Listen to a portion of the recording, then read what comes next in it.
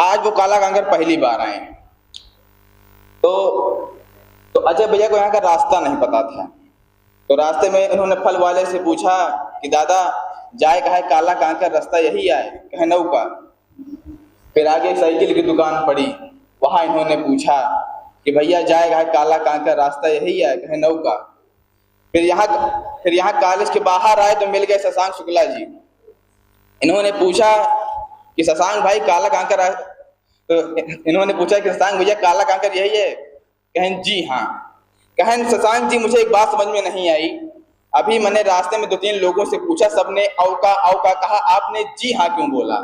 तो शशांक जी ने कहा देखिए जो पढ़े लिखे लोग होते हैं वो जी हाँ बोलते हैं और जो अनपढ़ लोग होते हैं वो औका बोलते हैं।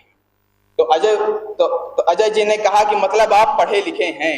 शशांक जी ने कहा औका। तो ऐसी स्थितियां बन जाती हैं। आजकल तो कभी इतना सजग हो गया है कि हिंदुस्तान में कोई भी घटना घट जाए 2 ही वर्गों में संघर्ष चलता है, एक हिंदी के कवि, एक भोजपुरी के गायक। मैंने अपने गांव में चाची को देखा, मैंने कहा चाची माघ में सेंदूर की जगह चुकंदर का रस लगा ली हो?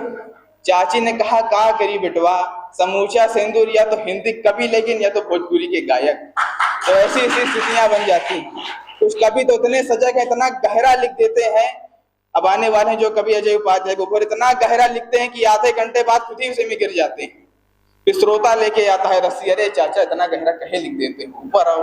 तो ऐसी इनके साथ स्थितियां बन जाती हैं। लेकिन आप लोग को इनको सुनने के लिए थोड़ा सा गहराई में उतरना पड़ेगा। मुझसे मिलना है तो गहराई में आइए जनाब, लाजवाब मोती किनारे पर नहीं मिलते। तो एक बार स्वागत कीजिए अजय उपाध्याय विभोर भैया का कि हारे हैं बहुत खेल।